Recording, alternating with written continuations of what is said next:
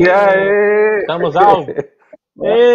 Estamos ao vivo para todo o Brasil, começando mais um programa Guia do Cinéfilo, esse programa maravilhoso, escrito, dirigido por pessoas que amam o cinema, aqui neste lugar aqui do lado, aqui, ó, que hoje está o nosso querido, é desse lado aqui, eu sempre erro, desse lado aqui sempre entram, sempre está aqui sentado na sua cadeira respectiva, as pessoas que gostam de cinema, trabalham com cinema, mas que são cinéfilos, têm referências de cinema em seus filmes, que gostam, que entendem do Borogodó. Pois a gente sabe que tem muito diretor de cinema, muita gente que trabalha no mercado que não vê filmes. Isso é um absurdo danado. É um absurdo. Tem que assistir a filmes. Eu sempre conto a historinha aqui no início, aquela historinha de sempre, que sempre que eu vou nos eventos de cinema, eu fujo das pessoas que não gostam de filmes. E tem muita gente influente dentro do mercado que odeia ver filmes. É a coisa mais bizarra que acontece nesse mundo audiovisual. Então, assim, eu pego os salgadinhos da festa e saio correndo. Faço isso no Festival do Rio, na Mostra de São Paulo e em todos os outros festivais que eu vou camuflado para as pessoas não me assistirem. Bem, beleza. Ó, o Cavi já tá mandando mensagem pra gente. Felipe é mestre. Grande Cavi, o rei da blusa regata. Ó. O Alisson Oliveira, crítico de cinema do Cine Web. Boa noite. Boa noite também. Ó, o Cavi falou que você é cinéfilo, hein, Filipão? Vamos ver mesmo se você é cinéfilo. Olha só, eu sempre tenho um textinho aqui, Filipão, que a gente apresenta ao nosso convidado para a gente começar dentro da nossa pauta. Então eu fiz um textinho aqui para você, para a gente poder começar o nosso bate-bola aqui, tá bom? Então vamos lá. O nosso convidado de hoje ele é cineasta carioca, formado na excelente faculdade, na Universidade Federal Fluminense, lá em Niterói. Quando eu estava lá no Reserva Cultural Niterói, eu ficava lá, é do lado, é muro com muro, era bem legal. Eu nem sei se ali era de cinema, mas tinham várias pessoas bem bacanas que iam lá assistir filmes. E não só de cinema, mas de todas as outras áreas. E olha, foi uma troca super bacana.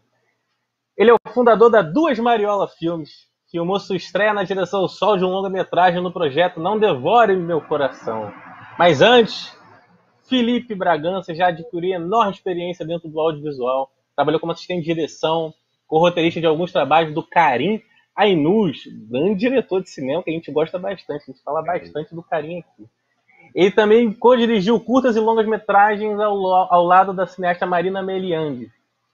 Entre esses, A Fuga da Mulher Gorila, que eu até revi essa semana, eu vou até contar para ele que está disponível lá no YouTube da Vitrine Filmes, o filme. Bem bacana, disponível gratuito para a galera. E Alegria. Para falar um pouquinho sobre cinema, mercado, Cinderela Baiana, Nicolas Cage e tudo mais que a gente puder falar, recebo hoje aqui o Felipe Bragança. Filipão, prazer, cara, recebê-lo aqui. Prazer recebê-lo aqui, cara. Tudo bem? Tudo bem, tudo bem. Eu acho que tem muito tempo que eu não vejo um filme com o Nicolas Cage. Ontem, como a gente ia conversar hoje, eu quase vi o Arizona Nunca Mais, assim. Eu vi, sabe, eu tava ali procurando umas coisas e falei, olha, eu vou rever esse filme do Joel Coen que eu não vejo há muito tempo. Tô bem. Saudade de uma sala de cinema, mas tá tudo bem. É isso aí, cara. A gente tá com muita saudade também, mas é isso. A gente vai fazendo esses nossos projetos para conversar com quem faz cinema, quem gosta de cinema, pra gente poder ir matando a saudade, dando aquele abraço virtual, né? E conversando sobre cinema, como se a gente estivesse no bar tomando aquela cerveja. Porque não existe nada melhor para os cinéfilos, Felipe. Eu sempre falo isso. Mesmo aqueles que não podem beber por circunstâncias terceiras. De ver um filme, comentar sobre ele e tomar muita cerveja. É a melhor coisa que existe no planeta, entendeu? Mas, como a gente está privado de tudo isso, a gente se reúne aqui virtualmente. Você tomando seu café aí, que eu já vi que você está tomando aquele cafezinho maroto. Então, eu já tomei minhas cervejas antes de entrar aqui no ar, porque eu não posso beber ao vivo. Mas é isso. Então vamos aqui então em frente. Filipe, é o seguinte, a gente sempre começa com uma mesma pergunta, porque é uma pergunta importante para a galera que está vendo a gente agora nesse momento ao vivo, ou que vai ver depois também, que o vídeo vai ficar no YouTube lá da TV Caeté. Queria saber como é que foi o seu início no audiovisual, né? Desde os tempos de faculdade, assim, criando projetos. Como é que foi o início do Felipe, lá no ensino médio, assim? Ele falou, vou fazer vestibular vou lá pra UF, vou ser cineasta, vou ser sinistrão, vou escrever linhas de diálogos de Céu de Sueli e tudo mais. Como é que foi, assim, o seu início, assim, o seu ensino médio? Você já queria ser cineasta? Eu começo, né? Na verdade, eu já sabia que eu queria escrever e durante muito tempo eu queria ser quadrinista e animador. Eu achava que eu ia, acho que um pouco da minha pulsão ali era trabalhar com animação, com quadrinhos. Eu sempre desenhei muito, uma das coisas que eu fui parando de fazer ao longo da vida. Mas eu não tenho ninguém na família que seja de cinema, que seja enfim, dessa área. Eu não tinha essa, apesar do enfim, meu pai é apaixonado por cinema, minha mãe é apaixonada por arte, por música, mas não são pessoas dessa área. Então, só mais pro final, assim, do segundo grau, eu comecei a ouvir falar nesse imaginário de que eu poderia, apesar de não ser de uma família das artes brasileiras, das artes cariocas, não estava ali naquela elite cultural ali da Zona Sul artística, tinha uma hipótese de eu tentar entrar nesse mundo estudando. E alguns amigos já começavam a falar que era possível fazer universidade de cinema, e eu me lembro muito de quando eu tomei essa decisão de tentar fazer isso, conversar com meus pais, eles acharam muito interessante, apesar de não ser uma área que eles conhecem muito, conheciam muito. Mas teve uma tia minha que me ligou para minha mãe, uma tia que eu gosto muito, e perguntou: e agora, Regina, o que é que você vai fazer? Como se tivesse entrado não sei, numa seita, ou numa gangue, ou em qualquer coisa assim, muito obscura. E minha mãe disse: olha, não posso fazer nada, o menino sabe o que ele quer fazer.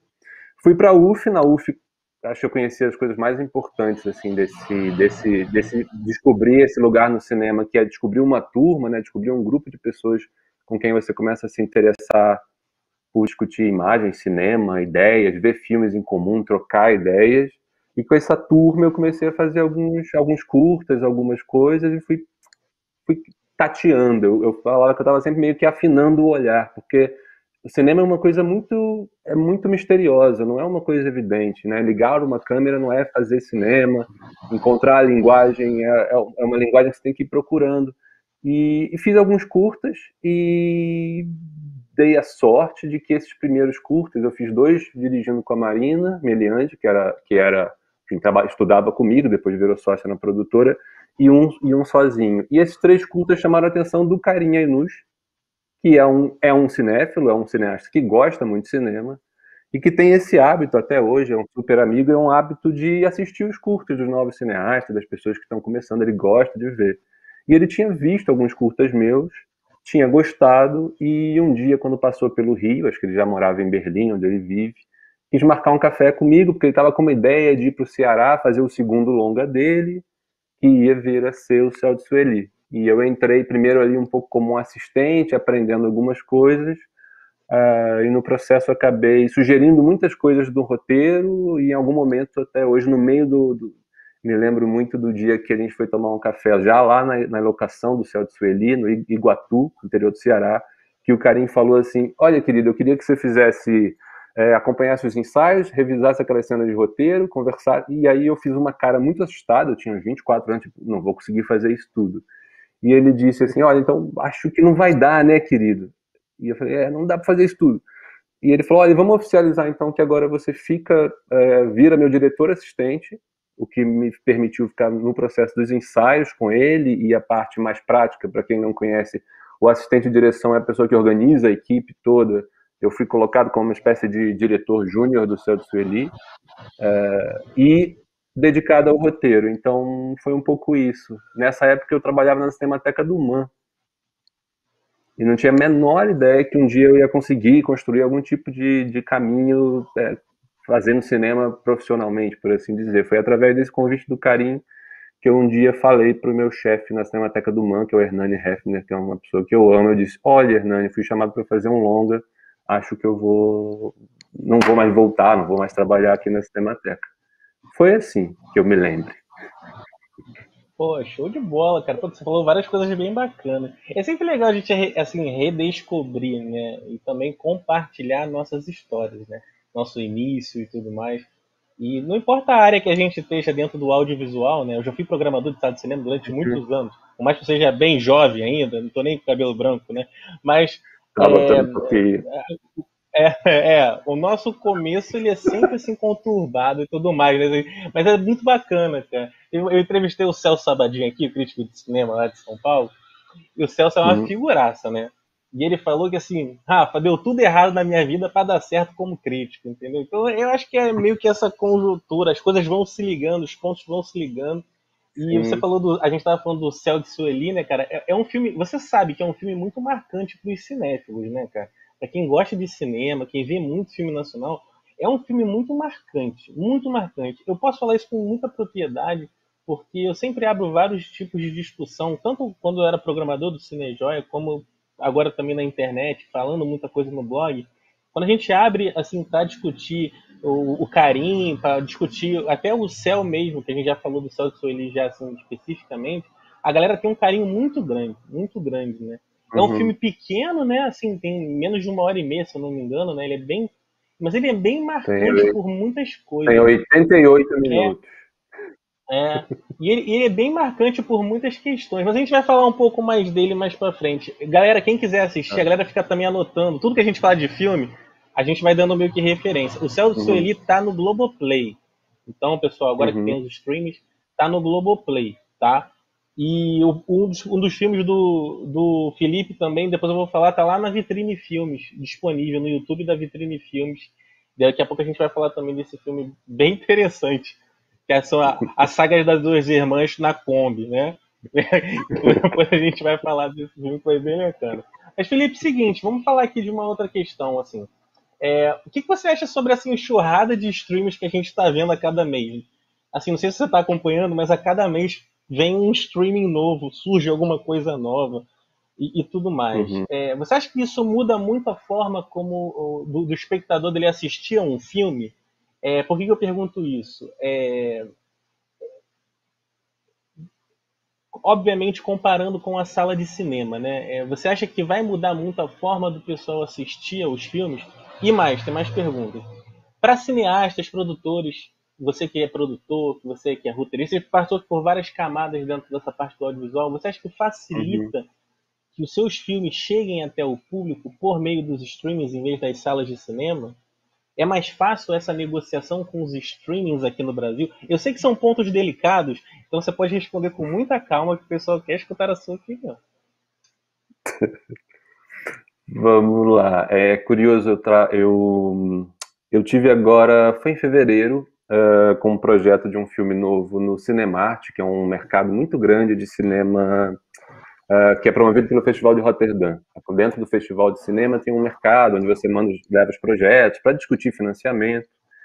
E tive algumas conversas com algumas pessoas que são pessoas que vendem filmes, né, os sales, os vendedores de filmes, e alguns me chamaram a atenção e conversavam com a gente, porque a gente fazia essa pergunta para eles: olha, a gente está pensando em vai fazer um filme novo, pensando, a gente vai fazer, e como é que vocês estão vendo o potencial para cinema de autor, para cinema autoral, circular pelo mundo com essa ameaça ou com esse lugar novo dos streamings?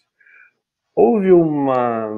Teve uma vendedora, acho que era uma dinamarquesa, não vou lembrar o nome dela agora, mas que teve uma visão muito interessante que ficou ecoando em mim, assim. Ela disse que no começo, quando surgiram justamente esse imaginário dos streamers, mais ligado a uma ou outra, né, que são os nomes mais famosos e tal, os mais marcantes, tipo Chiclete Dreams, né?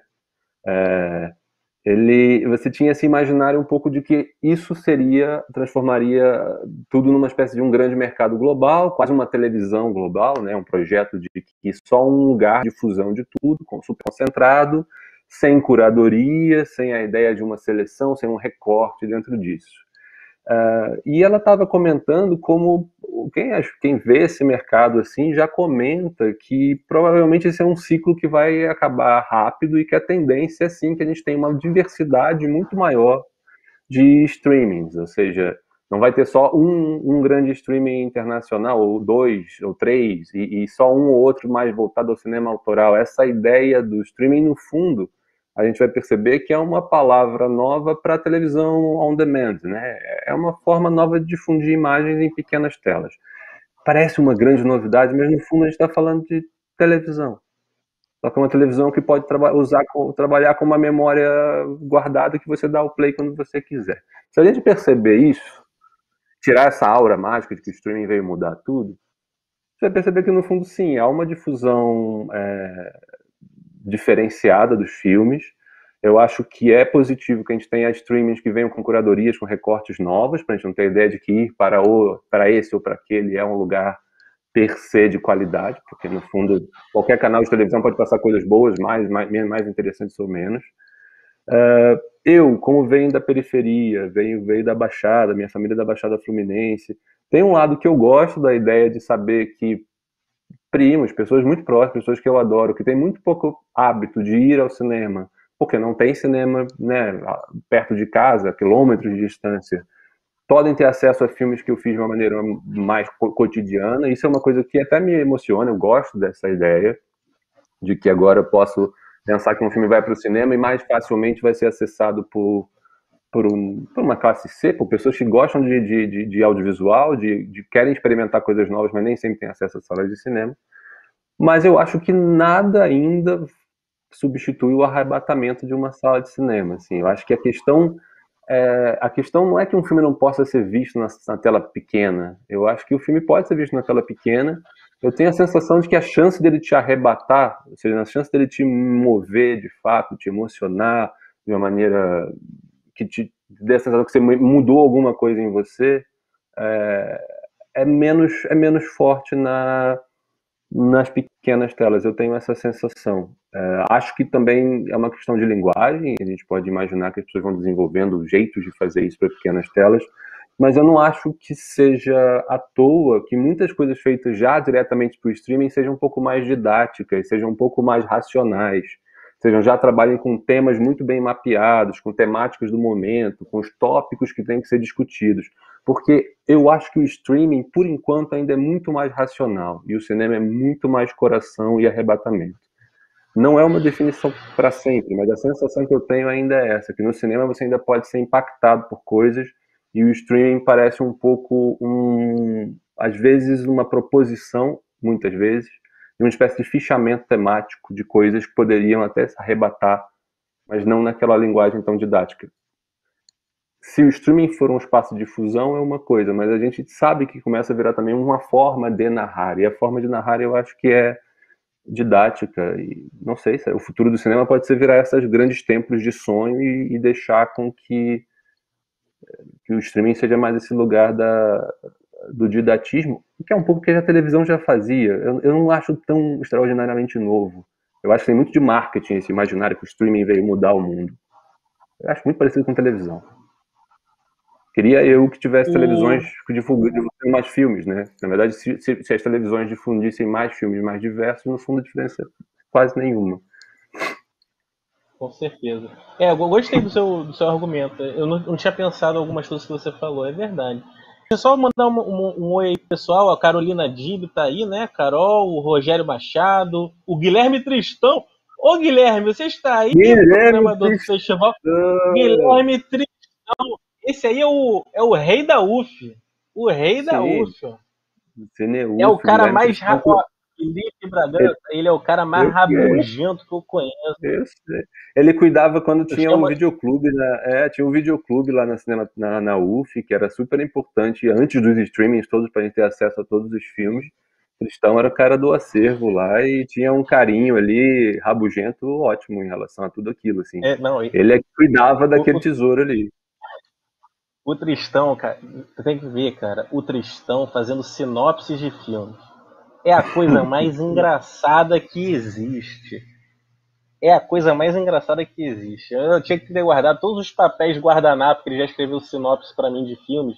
Eu me cagava de rir, cara. Era um atrás do outro, assim, olha. Eu e ele a gente já teve várias discussões, a gente brigava. Mas, olha, meu amigo do peito, gosto muito dele. Grande Tristão. Um beijo pra você. Ó, o Giovanni Barros tá mandando aí, ó. Sempre bom ouvir o Felipe. Tem o pessoal mandando mensagem aí também. Produção, pode botar aí todo mundo na tela aí, que eu não vi quase... Eu tava prestando atenção no que o Felipe tava falando, não vi. Um monte de gente mandou mensagem aí. Pode botar a turma toda aí que eu vou dar um salve pra galera aí. Tá bom? Vai botando aí. Mas, Filipão, você faltou responder uma questão. É mais fácil negociar com os streamers do que com as salas de cinema? Não, nesse momento agora não. Ainda é um mercado sem regulamentação, o que leva à concentração. Quando você leva à concentração é mais difícil negociar. É uma questão... Ou seja, aí não é uma questão da natureza do streaming, é uma questão eu adoro história, é uma questão de momento histórico, assim.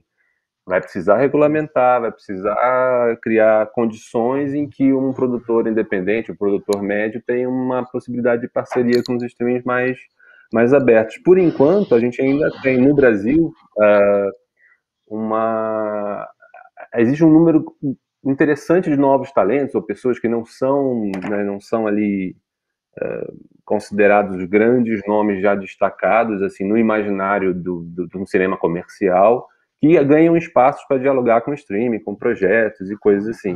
Mas o diálogo com produtoras médias e pequenas ainda é muito pouco, ou seja, majoritariamente as produções nos streamings ainda estão concentradas em alguns, como é que eles gostam de chamar? Players, que vêm a ser os produtores que no mercado já têm uma relação muito sedimentada. Eu acho que com uma diversidade, de maior diversidade dos streamings e com uma futura regulamentação, a gente vai ter isso de uma maneira mais clara. Eu tenho estado entre o Brasil e Portugal, e, por exemplo, na Europa, eles estão nesse momento discutindo as leis para a regulamentação dos streamings. Pela primeira vez, França, Portugal, Espanha, com mais ou menos polêmicas, estão criando regras para quê?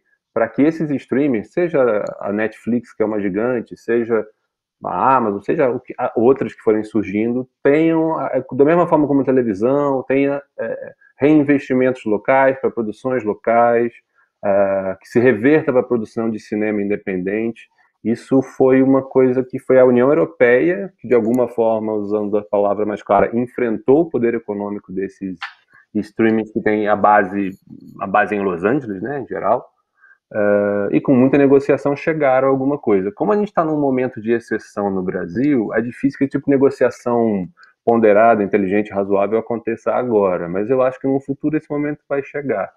Ou seja, ajudar um mercado não pode ser só contratar os profissionais, mas tem que ser também fazer parceria com os produtores locais. Mas isso é uma questão de regulamentação, organizar direitinho as coisas para as pessoas terem mais. Aí sim vai ser bom, porque a gente vai ter diálogos possíveis com vários canais de streaming possíveis. Por enquanto ainda é muito fechado. A minha preocupação é essa regulamentação, Brasil, regulamentação, isso vai ser uma coisa interessante de assistir e acompanhar. Vamos ver como é que vai ser esse lenga-lenga. Mas na Europa tem confusão, porque é normal, você tem produtores que já têm muita aproximação com esses canais e acham que as coisas já estão bem, aí você tem os produtores independentes que querem modificações, aí você tem os produtores independentes mais radicais, alternativos, que acham que nem deveria haver streaming, todas essas discussões acontecem. Eu acho que, na verdade, qualquer lugar sério e que cuide do seu imaginário audiovisual vai ter que ter essas discussões. O estranho é essa discussão não acontecer, é não ter arranca-rabo, sabe? Eu acho que nesse caso é até bom que tenha discussão acalorada. O estranho é isso, o mercado muda e não se falar sobre isso, como se fosse uma coisa natural. E nada é natural, né? A gente está falando de cinema. Com certeza. Semana passada eu entrevistei aqui o Humberto Neiva, o programador do Espaço Saúde Cinema, né? Talvez seja o principal programador do circuito de arte, né? Dá chance para os filmes nacionais de uma maneira bacana, né? Tem aqueles filmes bem extremos, aqueles filmes muito grandes. E a gente estava conversando, eu toquei aqui em vários pontos complicados, né? Mas ele conseguiu se desenvolver bem em alguns argumentos. A gente estava falando muito sobre a questão da lei da cota de tela, né? Que até o STF julgou aí. Para mim, uma grande surpresa, apareceu do nada na minha tela de notícias isso e tudo mais. Ele falou da cota de tela, ele deu a opinião dele. A gente falou também sobre uma questão que talvez seja o maior calcanhar de Aquiles do circuito exibidor, não só brasileiro, né, principalmente, claro, que é a lei do curta, né? Que o pessoal finge que ela não existe, né? Finge que ela não existe. É uma coisa que existe e o pessoal finge que ela não existe. Aí fala que o público não gosta de ver curta. Aí eu fiz humildemente enquete, assim, lá no meu blog, lá na minha página. Eu acho que eu gosto de ver curta, sim. Eu acho que pode ver curta bastante de ver curta, não é pouco, não. É óbvio que o programador, nesse caso, precisa ter muita sensibilidade, né? Para poder casar um curta certo com aquele filme e tudo mais. E como a gente vai falando sempre, tem curta de 1 minuto que é fantástico. Tem curta de 15 minutos que é maravilhoso e tudo mais. Então, assim, é tudo saber fazer, né? Mas eu acho que era fundamental Uhum. ter curtas-metragens antes de filmes internacionais, principalmente. Porque já que eles ocupam Sim, tanto as salas e tudo mais, tinha que ter alguma coisa brasileira, né? Botar um pouquinho claro. da nossa parte e tudo É, mais. é Mas engraçado que eu lembro essa que é uma a questão bem Pixar bem faz delicada. isso, né? A Pixar faz isso, né? Pensa assim, pessoas que gostam de um cinema. A Pixar tem Ela o cola o hábito filme, né? de colocar um curta-metragem, ela coloca um curta-metragem da Pixar antes do longa. O que ela está fazendo? É uma política do curta-metragem privada dela, que é o quê?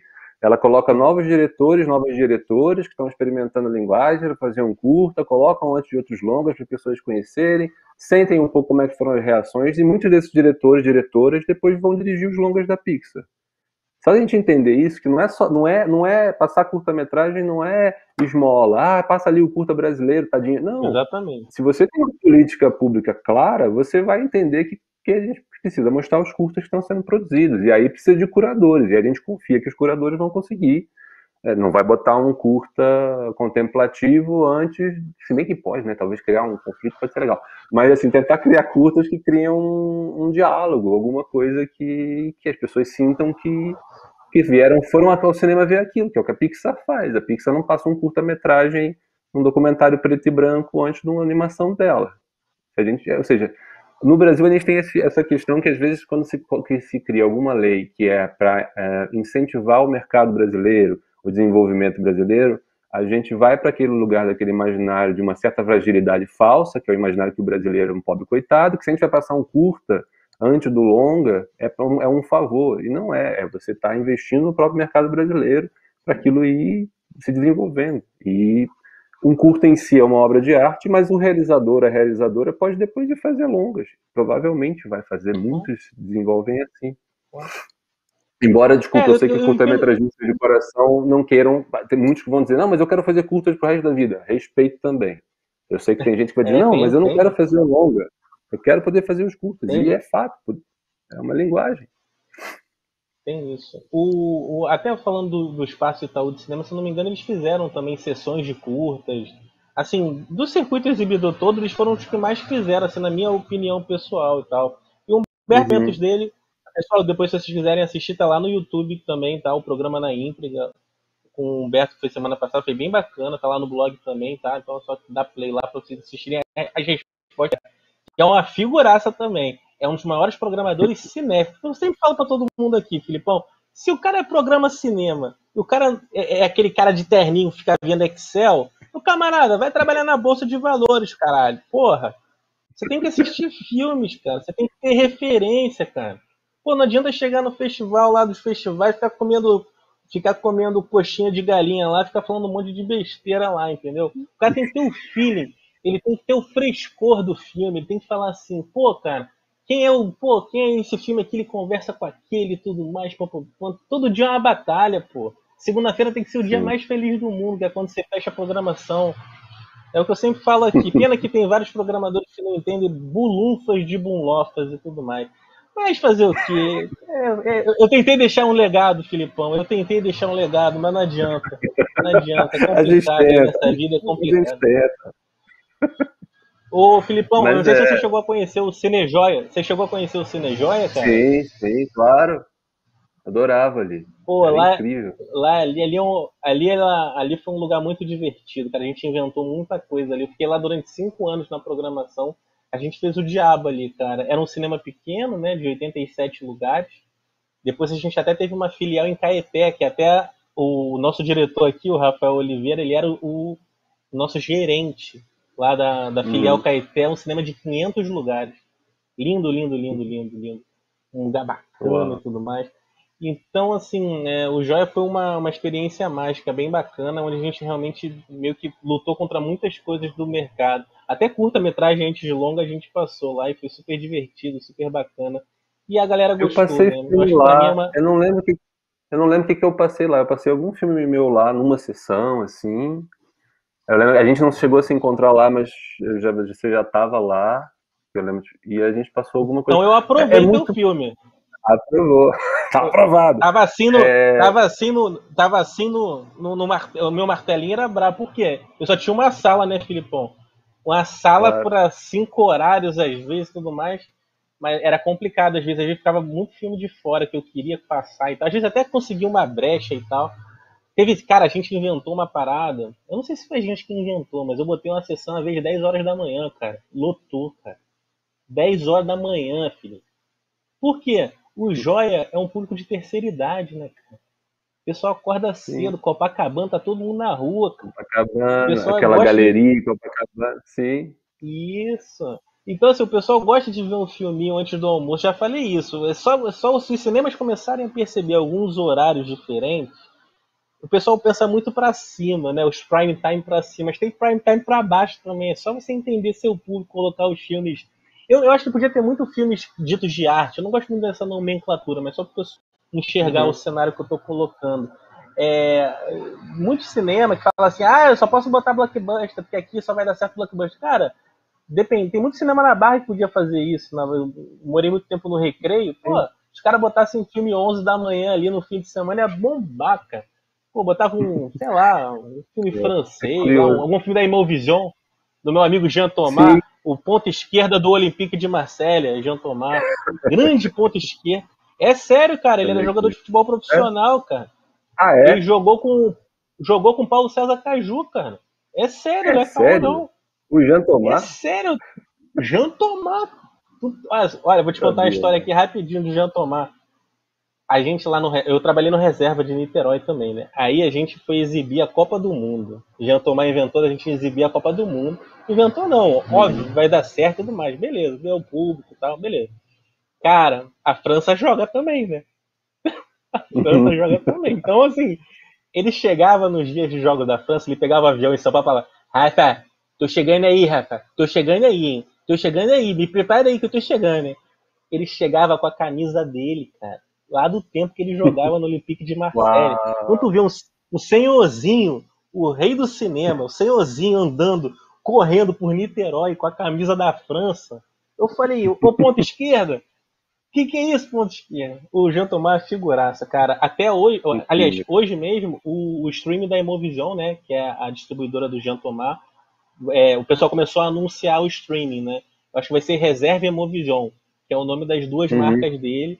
Ah, E, eu vi, poxa, sim. o catálogo todo da Imovision é bem bacana, né? Tomara aí que É dê incrível. certo e, pô, bons. Ele me ligou semana passada, a gente ficou 2 horas no telefone conversando de cinema e futebol. É a figuraça ele, gosto muito dele. Meu querido amigo Jean Tomás Bernardini, ele é a figuraça. Filipão, tem que botar um time pra distribuir com o Jean Tomás, que o cara é fera lá, Pois rapaz. é, O legal. cara Eu é passei fera. filme lá. Eu acho que o Não Devore Meu Coração teve lá no cinema dele em São Paulo, lá, no, na Paulista, o Reserva. Ah, o reserva lá, né? Aquele É, cinema é o charme, cara. Aquele é cinema é o muito charme. legal. Pena que não tem pipoca lá, né? Lá não tem pipoca, não vende pipoca. Eles vão na Não, contramão, né? Na contramão da coisa. Mas vamos é um continuar aqui o café. nosso papo. O Não Devore quem distribuiu foi a Fênix, né? Foi a Priscila, né? Sim, sim, sim, foi a Fênix, exatamente. Ah, 2017. bacana. Pô, a Priscila tem ótimos filmes no catálogo dela. Eu sempre gostava dos filmes que ela tinha no catálogo dela pra exibir. Ela é um Sim. amor de pessoa. Ela vai ser uma das minhas. Eu vou fazer uma live com ela ainda um dia. Mas ela é cheia de coisa, ela é um monte de. Tem muito trabalho, faz um monte de coisa. É difícil falar com ela. Mas um beijo pra você, Sim. Pri. Se você vier aí, um beijo pra você. Filipão, é o seguinte, vamos falar então um pouco sobre o Não Devore Meu Coração, que é, vamos dizer assim, a sua estreia solo, né? Várias coisas que eu li tava dizendo assim, estreia solo dele. Eu achei ela bonito, né? É uma marcação bacana. Mas, pô, tu já tem mega experiência com um monte de coisa, tá estreia solo, vai só dirigir esse filme e tudo mais. Mas assim, como é que foi que esse projeto, como é que foi que esse projeto andou? Como é que foi a busca pelo elenco, né? Tem o Cauã, né, cara? Que é um ator que eu acho que tá se Então, jogando mais no cinema, né, cara? Ele fez também um filme esse ano, ano passado, com Cláudio Assis, né? O Piedade. sim, fez a piedade. Tem o É, Matheus no filme também. O Cauã, na verdade, o filme foi assim, foi engraçado. Esse filme, eu tinha dirigido dois longas co-dirigindo com a Marina Meliandi, que era o Fuga da Mulher Sim. Gorila e o Alegria, em 2009 e 2010. Dois filmes muito pequenos, o Mulher Gorila sequer tinha um orçamento, foi mesmo uma produção entre amigos. O Alegria a gente tinha conseguido um primeiro financiamento, foi aquela estreia, né? Temos ali dinheiro para ter equipamento e tal. O filme foi para Cannes. E, curiosamente, logo depois eu comecei a ficar com vontade de adaptar alguma coisa que eu não filmasse no Rio de Janeiro, porque os meus filmes, meus curtas, são muito sobre o Rio de Janeiro, o centro do Rio, a Baixada Fluminense, ou seja, o meu Rio de Janeiro, assim, da minha infância, da minha vivência. E um amigo meu, Rafael Mesquita, que trabalha com cinema, trabalhava com cinema, me deu um livro do Joca Terron, que chama Curva de Rio Sujo, falando, olha, quando o Alegria ainda estava em Cannes, em 2010, falando, olha, acho que você pode gostar desse livro, talvez para fazer um filme. E eu li, fiquei completamente apaixonado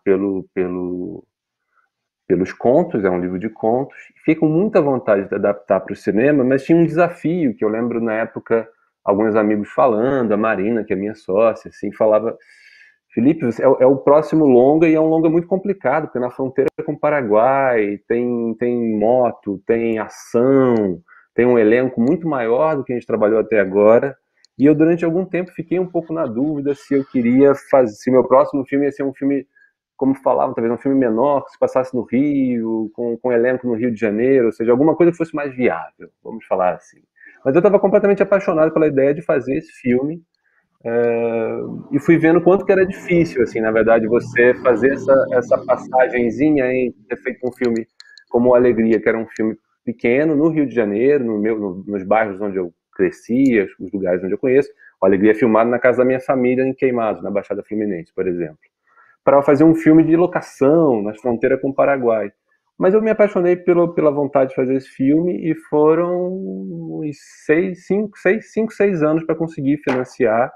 E nesse caminho, eu um dia fui ver um filme do Carlão Rachembar, o Falsa Loura, que o Cauã Raymond faz um papel super importante, é um papel que aparece em um determinado momento do filme, e vi o filme, gostei muito do Cauã no filme, e era uma pré-estreia, estava o Carlão ainda apresentando o filme, etc. E o Cauã estava lá, eu olhei para a cara daquele rapaz e falei, eu acho que esse ator, que era um ator muito associado ao imaginário ali de séries e telenovelas e tal, era um cara que tinha ali uma energia que eu precisaria para o filme, que era ter um personagem que encarnasse um simulacro de Marlon Brando misturado com James Dean, com alguma coisa muito brasileira. E fui conversar com o Cauã, não conhecia, mostrei para ele a primeiríssima versão do roteiro, e ele gostou muito. E a partir daí a gente começou a ir conversando sobre a ideia dessa ideia maluca, que era que eu falava com o Cauã. Cauã, você vai ser o único ator mais profissional, ou quase o único. Vai filmar comigo na fronteira com o Paraguai, uma produção pequena, relativamente pequena, e vai atuar com alguns atores profissionais que ele já tinha, que ele conhecia, mas a maioria se não atores locais. O elenco quase todo do filme é da cidadezinha onde a gente estava filmando, pessoas da região que ensaiaram com a gente. E o Cauã foi muito generoso e muito corajoso e muito curioso, que eu acho que é uma coisa boa para qualquer artista, de topar fazer esse filme, em que ele ia atuar quase o tempo inteiro com não atores que estavam sendo preparados para atuar.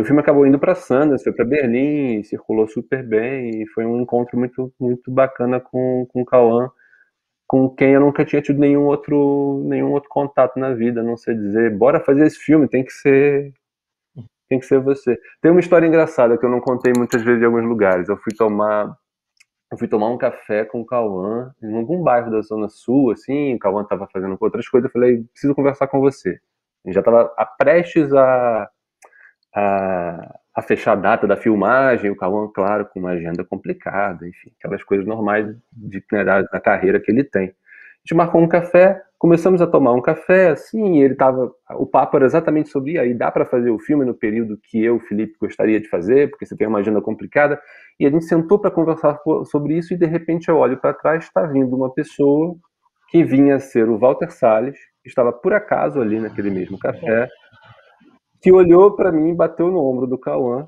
e falou assim, ai Cauã, que bom que você vai fazer o filme do Felipe, parabéns, esse menino é muito bom. Aí eu acho que neste momento o Cauã resolveu falar, tá, ele riu, eu falei, viu?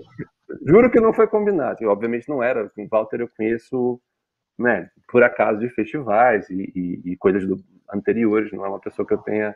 E foi engraçado. E o Cauã embarcou nessa aventura que foi muito especial. Acho que foi a primeira experiência minha fazendo filme fora do Rio de Janeiro, com uma equipe que não era a minha equipe com quem eu tinha estudado na UF. O Alegria é um longa-metragem profissional, por assim dizer, mas eram as pessoas com quem eu tinha estudado na UF.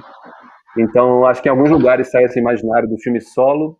Porque é o primeiro longa que eu fiz sem coisa de dirigir com a Marina, que tem os filmes dela, é minha sócia, é montadora de filmes também, dos meus filmes, alguns.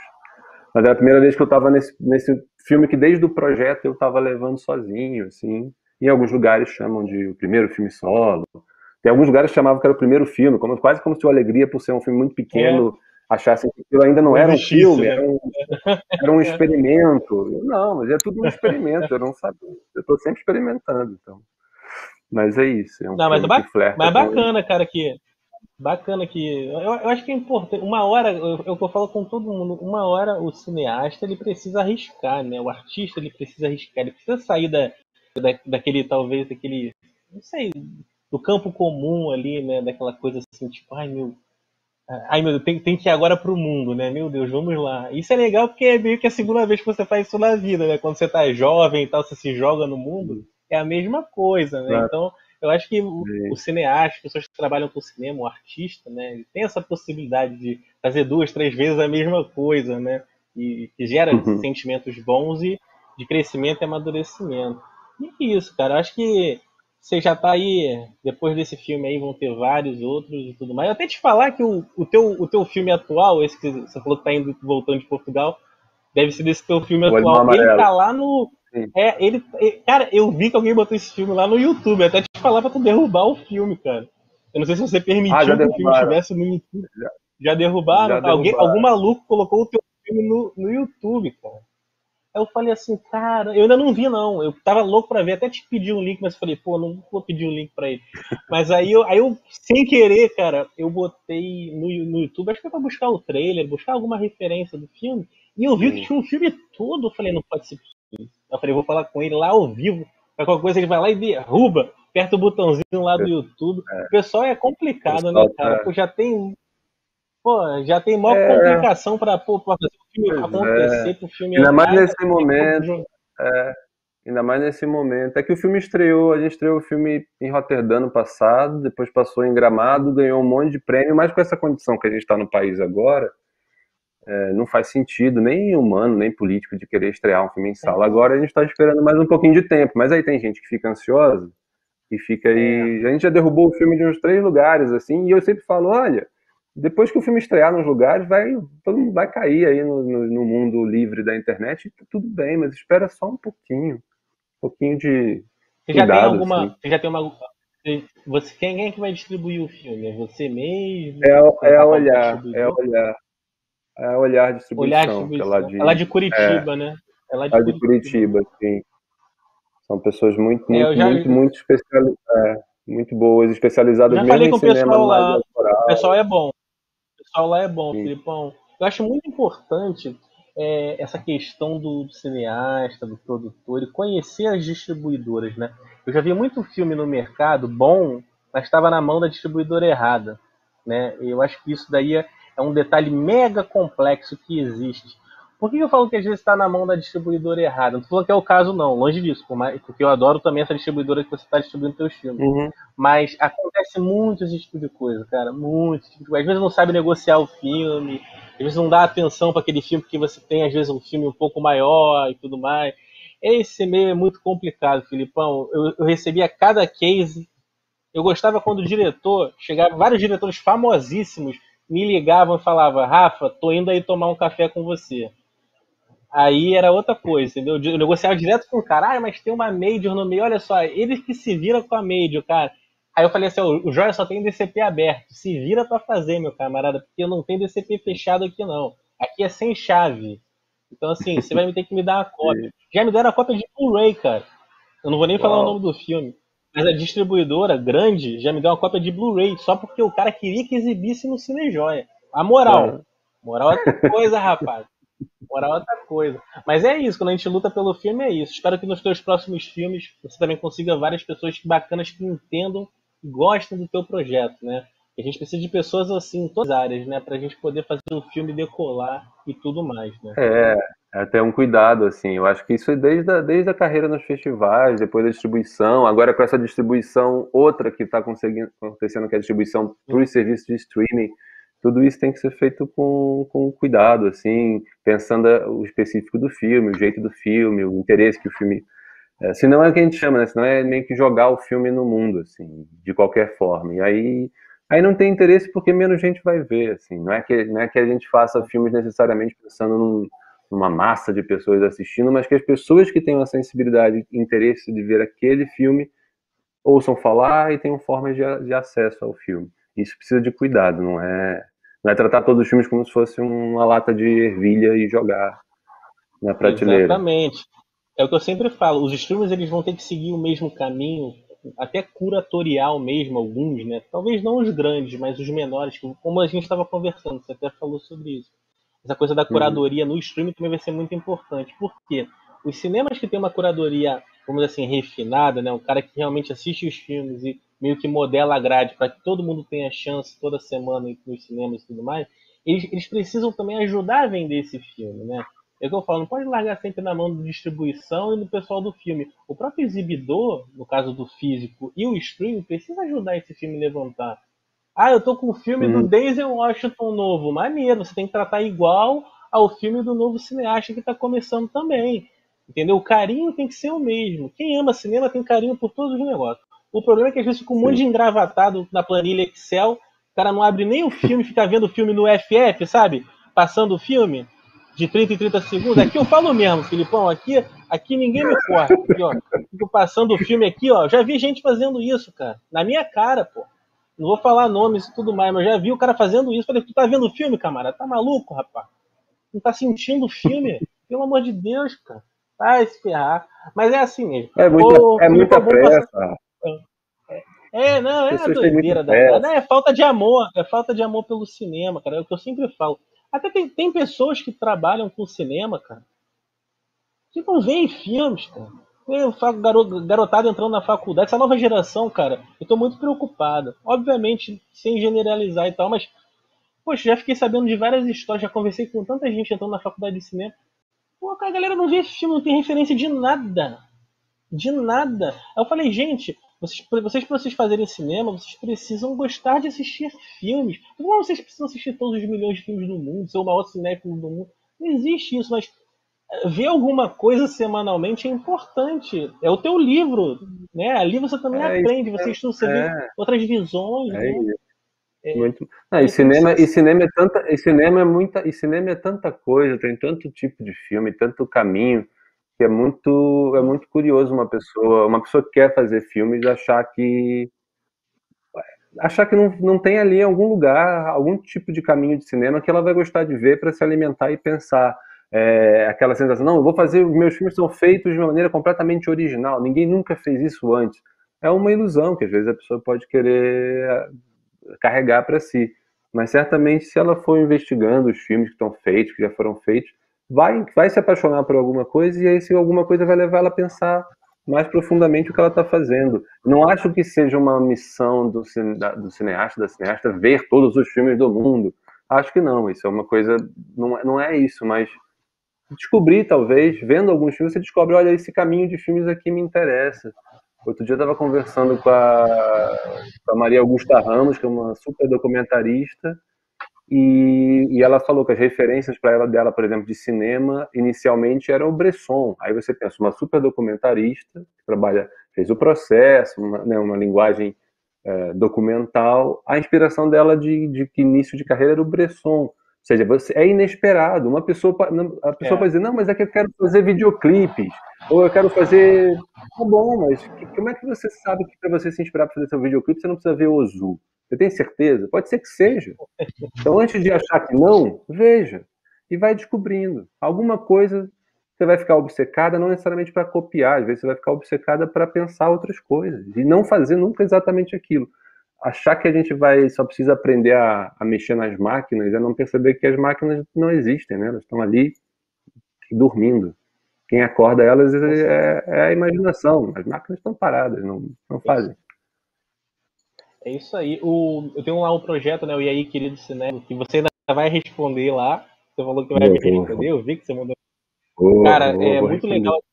Projeto muito bacana, porque tem muita gente. Ali é uma troca, sabe, Filipão? Que nem aqui que a gente está fazendo, é uma troca de opiniões, de argumentações. E a galera responde. O Kleber Mendonça Filho respondeu, cara. Me mandou 20 Sim. áudios, o Kleber. Mandou 20 áudios para responder, mas eu fui lá, eu escrevi direitinho. Ele contou a história, cara. Sensacional. Que ele foi assistir Rambo lá no Recife, deu uma merda na cópia. Foi sensacional a história. Tá lá, pessoal, que se quiser, tá lá no blog. Aí tu não sabe. Aí ele falou, cara, essa sessão foi antológica. Aí, pô, já tem quase 400 entrevistas lá, né? Aí outro dia um cara foi e Uhum. falou da mesma sessão. Tipo, o Kleber e esse cara estavam na mesma Ela sessão não de deu cinema essa. no Recife, sei lá, na década de 80, sei lá quando. E assim, a gente vai vendo que o cinema ele é uma bolha, assim, né? Daqui a pouco a gente vai se Mas encontrando. essa Mas, é a Felipe, magia da sala de cinema, né? Pessoas que você não tem claro, ideia estarem juntas, passando pela mesma experiência. Pode ser uma cópia do Rambo estragada. sensacional. Olha só, a gente vai passar agora para as últimas partes do nosso programa, que é o seguinte, ó, é pegadinhas cinéfilas, perguntinhas polêmicas e cinéfilas. Você está preparado, E Felipe Bragança? não, Olha só, calma que não tem muita posso coisa fazer a difícil aqui mesma. não. Até peguei leve com você. Até peguei leve com você. Olha só, vamos só tenta só fazer respostas um pouco mais curtinhas para a gente poder conseguir fazer todas as perguntas, tá? No tempo hábil Tá do bom, programa. tentarei. Vamos, vamos lá, então. Felipe, botei aqui, ó. Querido Felipe. Quando começa assim, já viu que lá vem. Querido É. Felipe, a premiação do Oscar é uma grande politicagem. É indicado e ou vence quem consegue chamar mais atenção nos meses anteriores? Marketing, exibições pelo mundo? Isso é uma pergunta, tá? Perguntando. O Oscar é uma Ah. grande politicagem? Primeiro ponto. Segundo ponto. Você concorda com as últimas escolhas do Brasil a esse prêmio e a forma como é escolhida a banca da escolha do filme indicado do nosso amado país? Eu não me importo muito com o Oscar, essa é a resposta mais sincera que eu posso dar. Eu acho o Oscar uma premiação do mercado americano, que faz referências a cineastas de outras partes do mundo, que muitas vezes estão interessados a ser levados lá para aquele mercado, que dizem que é o maior mercado do mundo. Eu acho que é isso, é uma festa um pouco deles e que eles transmitem para o resto do mundo e a gente ganha hábito de ver, porque é um pouco divertido e tem algumas coisas engraçadas. Mas eu não acho que o Oscar seja uma coisa muito séria, eu acho que é um circo. Tá bom. Olha só, então vamos lá. É um sim, eu gostei disso. Felipe Bragança. Qual é a coisa que mais te incomoda em um set de filmagem? Não, set de filmagem? Pessoas falando em volta de mim, eu gosto de silêncio. Eu realmente Silêncio. preciso de Já me silêncio. Qualquer responderam isso pessoa aqui. assim, Já me silêncio. responderam isso aqui.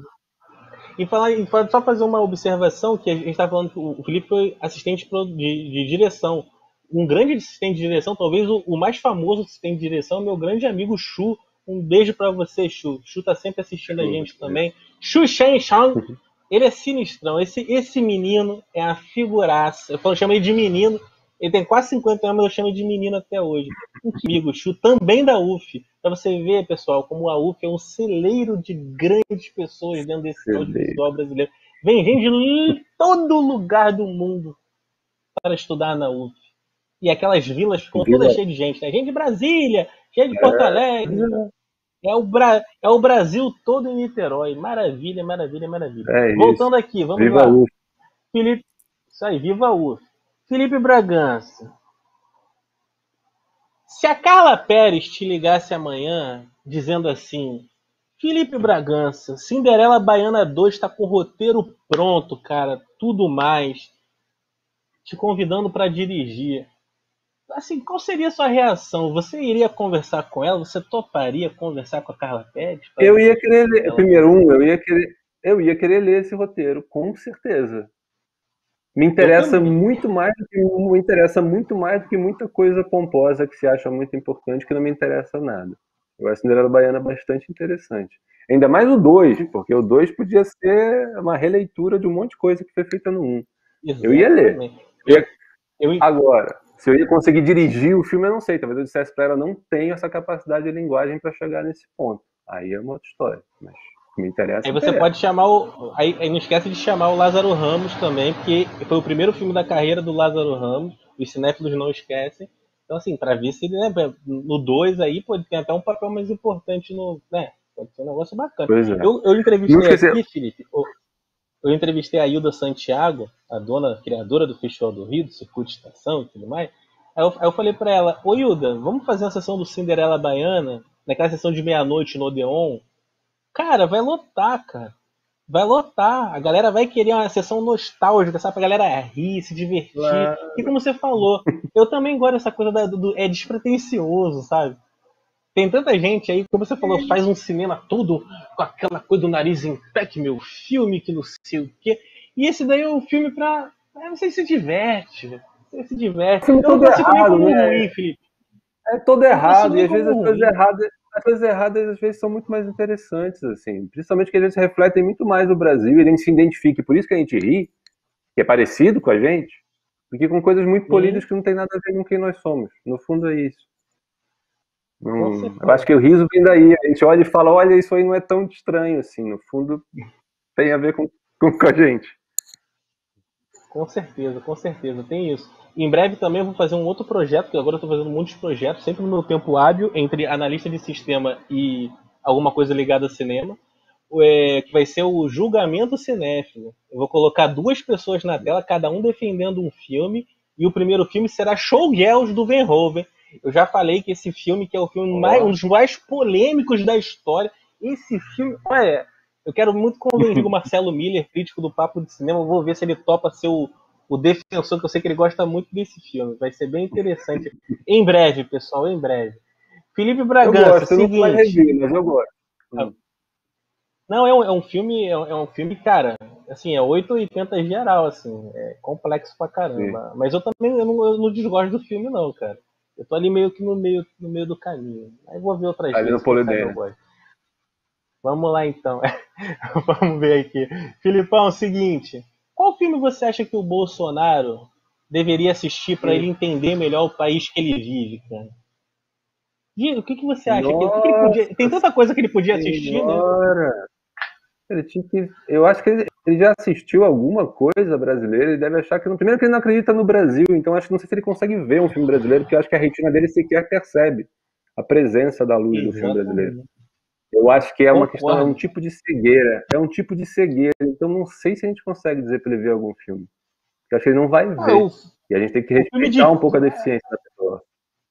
É que é filme de tiro, né? Porrada, bomba, aquelas coisas assim, meio só isso, né? Talvez ele tenha assistido algum dia na vida dele, né? Mas talvez para Duvido, eu entender acho o que nem Brasil. isso. Duvido. Não, não viu não. Ele passou para frente. Aquele negócio que você falou, rapidinho para frente, é a mesma coisa.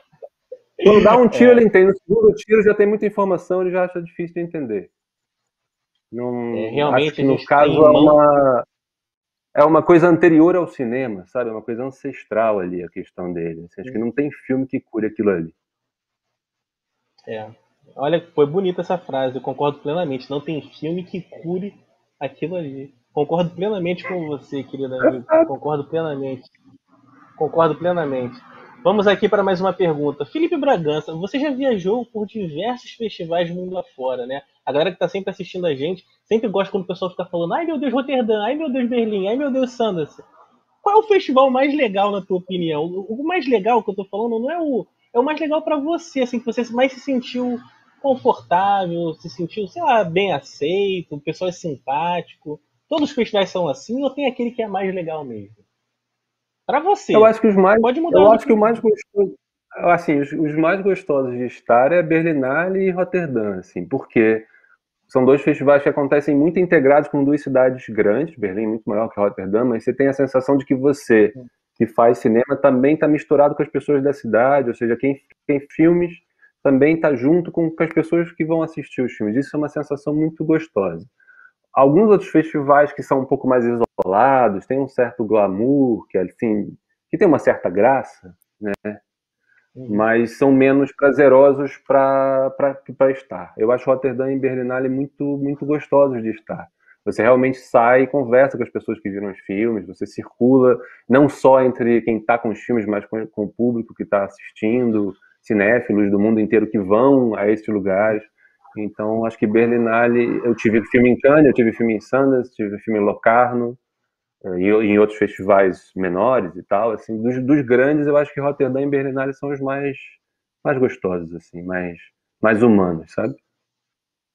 Eu queria muito ir em Sanders, que ainda não fui em Sanders, por causa disso aqui. Cadê o meu bonezinho? Que meu time tá liderando a Conferência Oeste, ó.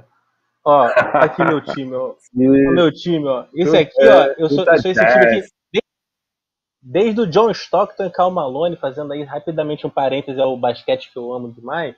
E meu time está liderando a NBA, então eu queria ir lá no antigo Delta Center, que agora é Energy Solutions Arena, eu acho, alguma coisa parecida com isso, que fica aí próximo ao festival do Robert, do nosso querido Robert, sim. criador do Sundance é festival. curioso. Eu achei que Sundance curioso porque antes de ir para lá eu achava que ia ser uma coisa muito mais difícil, assim, mais pomposa, mais, sei, né, aquela coisa cinema Sim, americano, indie. Mas no fundo é um festival super relaxado. As salas de cinema são incríveis, eu fico impressionado com aquela cidadezinha que é incrível. Park City. Tem pelo menos uns É, 10 salas de cinema sensacionais, sempre lotadas. E o público é interessantíssimo. Por quê? Porque tem muitos estudantes de cinema dos Estados Unidos inteiros vão a Sundance para assistir aos filmes e sim, participar das conversas. Então você tem um público sim. de estudantes de cinema dos Estados Unidos inteiro, do mundo inteiro que estudam nos Estados Unidos, que vem da Califórnia, para ver os filmes. Então os termos de debates, eu adorei os debates em Sundance, por exemplo. Achei muito sinceros e muito agitados, aquela mistura de uma juventude indie americana que se junta ali em Sundance para ver os filmes e conversar. Isso é muito bom. Agora é um festival numa cidadezinha muito pequena, com neve a tipo 3 metros, então é um pouco menos É, agradável. Mas é, é mas frio, é, né? mas É é, frio. é frio. Mas é muito intensa a relação com o público na hora dos debates. Você não tem muita troca, porque quando você sai, tá nevando mesmo, muito pesado, e pronto, você volta pro hotel. É complexo. Ó, mandar um beijo aí pra Clarice Kustner, grande defensora dos curtas-metragens, está aí com a gente. O Zapata, E, Juan Zapata, meu amigo colombiano. Olá, querido amigo, como estás? Quero falar mais pro Zap. Tá sempre em Los Angeles. No meu querido amigo Juan Zapata. Porto Alegre e Los Angeles, é a conexão dele. Ele tem um filhinho que mora em Porto Alegre. Grande Zapata, tá vindo aí com um filme bacanão, hein? Vai vir com um filme grande aí, em breve aí, pessoal. Filipão, o seguinte, agora a gente está chegando no final do nosso programa, que é o último agora, é o Boomerang Cinéfilo. O que é o Boomerang Cinéfilo? É tipo de frente com o Gabi, faz um negócio assim, uma situação, aí você fala uma palavra, um pensamento, um e filme e tudo mais. Calma, o que vier na tua cabeça primeiro. Calma, que não é nada difícil, não. Aqui é o tranquilo. problema é isso. Não, relaxa. Aqui é tudo na tranquilidade. Confia no amigo. Vamos lá, Felipe Bragança. Um artista brasileiro que você gostaria muito de trabalhar e que ainda não teve a oportunidade. Nossa, tanta gente. Pode citar mais de um, se Recente, quiser. assim. Pode estar, Artista, pode não estar sei. falecido também. Eu tenho Pode estar vontade, eu falecido tenho também. vontade, Pode viajar na prisão. assim, meu sonho é trabalhar com o Grande Otelo, coisa que já não vai acontecer. Então eu estava tentando pensar em alguém que estava vivo e só vinha o Grande Otelo na minha frente. Não, mas tá Eu diria ótimo, Grande tá ótimo. Otelo, assim. No fundo, o Grande Otelo é ele, mesmo ele já tendo ido. Show de bola. Um artista internacional que gostaria muito de trabalhar. Dina Internacional. Holland. Agora, olha isso aí, ó. Sim, não precisa Arrepia. pensar duas vezes. Caramba, ó. Show de bola. Marcou os filmes, marcou algum filme dela assim, marcou a sua geração? Eu, eu adoro. Vi os filmes dela já na minha fase de ver os filmes em VHS e tal, nos anos 90, É, assim, mas eu acho a Dina Holland uma atriz extraordinária, uma artista incrível, uma mulher inteligentíssima, enfim, uma força da natureza. Se eu pudesse juntar ela e o Grande Otelo, então, num filme, pronto, podia ser o último, e depois ficar na praia, show descansando. de bola. Eu não queria imaginar que você ia responder esses dois nessas perguntas. Essas perguntas sempre me deixam surpreso aqui, mas bacana, show de bola, gostei. Felipe Bragança, indique um filme nacional que você acha ótimo, mas que você sabe que poucas pessoas assistiram. Ótimo que poucas pessoas assistiram. Eu gosto muito da Hora e a Vez de Augusto Matraga, do Roberto Santos, que é um realizador que contemporâneo ao cinema novo, mas que nem sempre é citado ali quando se fala do cinema novo brasileiro. Eu acho que ver filmes do Roberto Santos é uma coisa que, enfim, faz bem para os olhos, assim. E o Hora e a Vez de Augusto Matraga, que é a primeira adaptação que foi feita do conto do Guimarães Rosa, é maravilhoso, é incrível. E esse filme demorou para entrar em circuito, né? Eu lembro que esse filme foi uma lenda para entrar no circuito. Ele ganhou prêmios no Festival do Rio, se eu não me engano. Foi esse filme? Acho que Não, foi eu tô esse filme falando mesmo. eu tô falando do Roberto Santos, um filme de 68. Ah, não, não, não, tô confundido. Que teve alguma regravação mais pra frente, alguma coisa assim desse Fizeram uma filme? adaptação, Ah, eu não então foi vi, eu não isso. vi. Fizeram uma com o Foi João isso, Miguel, de então. como protagonista, eu não Isso, vi essa isso. É com o adaptação. João. É É, com o é. João. Foi Eu essa. adoro, é Esse um ator filme ele que eu ficou, adoro. ele ficou estacionado. Ele fez o Céu de Sueli, né? O João. Sim, Esse filme ficou estacionado esse filme no. Ele ganhou alguns prêmios no Festival do Rio, não sei se ganhou de ator, alguma coisa assim. E aí depois ele e depois, sumiu assim. pois Depois ele eu reapareceu. não eu não consegui assistir. Eu lembro que quando eu fiquei sabendo que tinha uma nova adaptação, eu tinha vontade de ver, porque eu adoro a primeira adaptação. Sim. Mas aí depois foi difícil, o filme não. E aí, enfim, óbvio que o filme chegou ao público, mas eu já não. Acho que eu não estava morando nem no Brasil quando o filme chegou. Mas sim, eu Show estava de falando do bola. Roberto Santos, grande Roberto Santos, Ah, sim. Lá pra trás. desses Show de diretores, bola. Quando desses você falou, já diretores, pensei. não, o Roberto Santos é desses diretores meio injustiçados, assim, seja lá o que isso for, que acho que ele teria um lugar para estar nos destaques do cinema novo brasileiro, junto com Glauber, junto com outros, e é muito, enfim, tá um pouco fora da historiografia que as pessoas mais conhecem, assim, e eu acho que vale muito a pena descobrir Roberto Santos, Aí, mesmo. pessoal, fica a dica aí do Filipão pra vocês, né? Felipe, seguinte. Qual é o melhor filme do Nicolas Cage que você já viu? Melhor. Eu tava, Aquele filme eu que você acho que o fala assim, Arizona, porra, eu acho que o Arizona Nunca Mais, é o que eu quase revi ontem.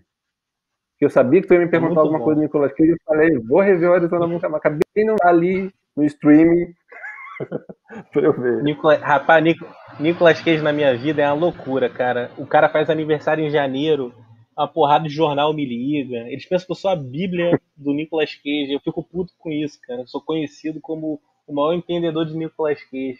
Mas a questão é que o Nicolas Cage tem muito filme bom, né, cara? Muito. O cara trabalhou com David Lynch, o cara trabalhou com Mike Fig, o cara trabalhou com. Porra, ele trabalhou com tanta gente, cara, bacana, boa. Ele trabalhou com o tio dele, né, o Coppola. Peg Sue é Sim, maravilhoso. Face Off é um dos melhores filmes de ação feitos na história. John Woo, cara. Pô, a outra fase é sensacional, cara. Coisa bacana o demais. Arizona Nunca Mais E, é pô, do Coen, né? Do Joel Coen. Arizona isso, Nunca Mais. isso. Tem a Frances McDormand, é de algum dos Coen, porque ela aparece em todos os filmes desse cara. Porque ela é a esposa de um deles, que eu nunca sei se é o Joel ou o Eu outro. não sei também. Mas é isso. Mas é muito bom esse filme. Arizona Nunca Mais é sensacional. Ele é muito citado lá no E aí, querido Cinéfilo. Você vai ter a chance de responder lá no E aí, querido Tá Cinéfilo. bom, E vou agora, responder. a última, a última pergunta da noite, Filipão. Ela é bem simples. Qual é o melhor streaming disponível hoje para você aqui no Brasil? Em relação a navegabilidade, catálogo, pode fazer uma apanhada assim de pontos que você acha importantes ter num streaming e Pra, qual que você mais pra, gosta dos que você acessa. Para cinema autoral internacional, acho que o MUBI funciona muito bem e eu tenho gostado muito de ver o catálogo de cinema brasileiro do Globoplay. Fiquei É, feliz, fiquei satisfeito, assim, fiquei sinceramente alegre quando um dia eu entrei para ver e vi que eu conseguia ver filme, eu consigo ver filmes do Glauber Rocha num streaming brasileiro acessível ao público brasileiro todo, e eu achei isso muito, ou seja, eu acho que a gente, para um catálogo de cinema brasileiro histórico, o Globoplay é o melhor. Ah, queria ver filme brasileiro que não são os óbvios, eu ver filme antigo brasileiro, Globoplay. Para cinema autoral internacional, é o MUBI. Eu ficaria entre esses dois, no mercado brasileiro. Em Portugal, onde eu estou muitas vezes, tem o Filmin, que é uma espécie de MUBI com autocuradoria, que também eu acho muito interessante. Gosto muito também. Show de bola. Show de bola. Olha, Filipão, estamos chegando aqui no final do nosso programa, cara. Quero, tipo, te agradecer de coração. A gente não se conhece pessoalmente. Eu sou um Pois grande é. fã seu aí, cara. Teus trabalhos. Olha que para escolher as pessoas aqui pro Guia do Cinéfilo, pro programa, só pessoas que realmente eu tenho boas referências. Alguns amigos em comum que também te recomendaram. Falam, pô, fala com o Filipão que tu vai gostar, Rafa, o cara é fera. Aí eu falei assim, pô, é verdade, já exibi filme dele lá no Joia. Então, assim, tipo, muito obrigado, cara, pela presença. Espero que você tenha gostado do nosso papo. Ele é mais Sim, puxado eu acho. da descontração, mas a gente também falou sobre várias coisas bem bacanas que a galera com certeza já anotou, já entendeu também o seu ponto de vista. Acho que você esclareceu muitas coisas sobre o mercado também. Pontos de vista interessantes, argumentos importantes que nunca foram falados aqui também. O que é legal para a galera poder também pesquisar sobre os temas, né, e seguir em frente, se quiser Uhum. entrar nessa carreira no audiovisual. E, cara, muito obrigado por tudo. Eu quero te falar também que eu estou indo para Portugal em breve. Em breve estarei lá em Portugal. Minha esposa já está em Olha, Portugal.